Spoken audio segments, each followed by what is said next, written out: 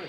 Ở đấy giá cả nó, em bảo là gà nếu mà để mà độ tươi gà thì nó là vẫn khu đấy nó vẫn là nhất.